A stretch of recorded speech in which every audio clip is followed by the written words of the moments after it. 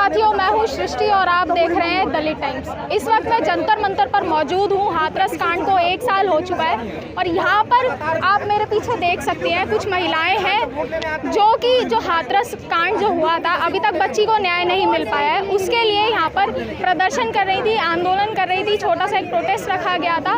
ये हमारे साथ है यहाँ पर। मैं आपसे जानना चाहूँगी, ये सरकार की जो लापरवाही है बेटियों को लेकर, हम देखते हैं आए दिन इतने केस सामने आते रहते हैं, चाहे दिल्ली हो चाहे उत्तर प्रदेश हो, क्या कहेंगे उसको लेकर? ये तो सारी पुलिस वालों की कमी है, ये सरकार की कमी है। क्यों होते हैं ये, और हमारे दलित बच्चियों के साथ ही क्यों होता है? क्योंकि हम गरीब लोग हैं, इसलिए हम मेहनत करते हैं, मजदूरी करते हैं, हमारे पास कुछ नहीं है, इज्जत तो है नहीं हमारे पास। हम अपनी बेटियों को क्या इसीलिए पैदा कर रहे हैं कि हमारी बेटियों के साथ दुष्कर्म हो? क्यों हो रहा है हमारी बेटियों के साथ? अगर जब नहीं सरकार के बस की है तो जनता के हवाले कर दे। हम उम्मीद लगाते रो धो के बैठ जाते इतने दिन तक। अभी हमारे दिल्ली कैंट में हुआ था एक जनता के, आपने बोला जनता के हवाले कर देंगे तो कहीं ना कहीं लोगों का विश्वास उठ जाएगा ना कानून पे से। कानून पे तो अभी भी कानून का उल्लंघन नहीं होगा। कानून तो अभी भी कुछ नहीं कर रहे, कुछ भी नहीं कर रहा कानून। 1 साल इसको होगा हाथरस कांड को, अभी तक क्या हुआ मनीषा का? अभी तक कुछ उम्मीद हुई है हमें? कुछ भी नहीं। जब हमें कुछ दिख ही नहीं रहा था, हम तो रोडों पे उतरेंगे, क्योंकि हमें पता है मोदी जी ने नारा कितना बढ़िया लगाया कि बेटी पढ़ाओ बेटी बचाओ। पहले हम अपनी बेटियों को बचा ही ना, पढ़ा तो बाद में लेंगे। इसने देखिए हमारी बच्ची पढ़े लिख के कुछ अच्छा नहीं बन सकती। बड़े बड़े अदर कास्टों की लड़कियाँ पढ़ के एरोप्लेन चला रही हैं, ट्रेन चला रही हैं, मेट्रो चला रही हैं, मंत्री बन रही हैं। हमारी बेटियाँ क्यों नहीं बनती? क्यों नहीं बनती? हम भी तो सरकार से ये सवाल रखना चाह रहे हैं। ना हमें सरकार पर विश्वास, ना ही हमें पुलिस पर विश्वास, हमें किसी पर विश्वास नहीं है इस टाइम। तो हमें तो यही है, या हमें कोई सुरक्षा ऐसी दी जाए कि हम अपनी रक्षा खुद कर सकें। मेरे तो बार सरकार से एक ही अपील है कि हमें कुछ सुरक्षा ऐसी दी जाए कि हम लेडीज़ और मेरी बेटियाँ, मेरी बहनें, मेरी माएँ सब अपनी सुरक्षा खुद कर सकें। ना ही हमें अब किसी पे भी भरोसा नहीं है। दिल्ली कैंट में ये अभी 1 अगस्त को हुआ, उसके बाद में कितने इसका संगम बिहार में 2 हो गए। 21 साल की बेटी का हुआ हमारी, और एक 13 साल की बेटी का।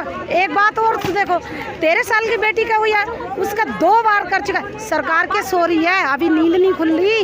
क्यों नहीं खुल रही हमें खुद नहीं समझ आ रहा है। उसको अगर पहले ही कर दिया जाता पिछली साल उसका कुछ इलाज, तो वो दोबारा करता।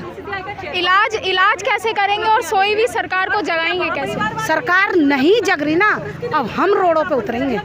हम बच्चे को जन्म देते हैं ना, हम बहुत दर्द सहन करते हैं, हम अपनी बच्चियों को खो रहे हैं, फिर भी दर्द सहन कर रहे हैं। अब बर्दाश्त नहीं हो रहा, अब हम अपना सुरक्षा खुद करेंगे। अगर सरकार नहीं कोई एक्शन लेती है तो हम खुद लेना चाहिए। अब हम बहुत जाग चुके हैं, हमारी सुनवाई नहीं होती। क्यों नहीं हो रही? हम तो एक बात मोदी, योगी से और केजरीवाल से भी रखना चाहते हैं। केजरीवाल को करने नहीं देते, केजरीवाल इतनी सपोर्ट देता हम गरीब लोगों को, उसको ऊपर आगे आने नहीं देते। क्यों नहीं आने देते?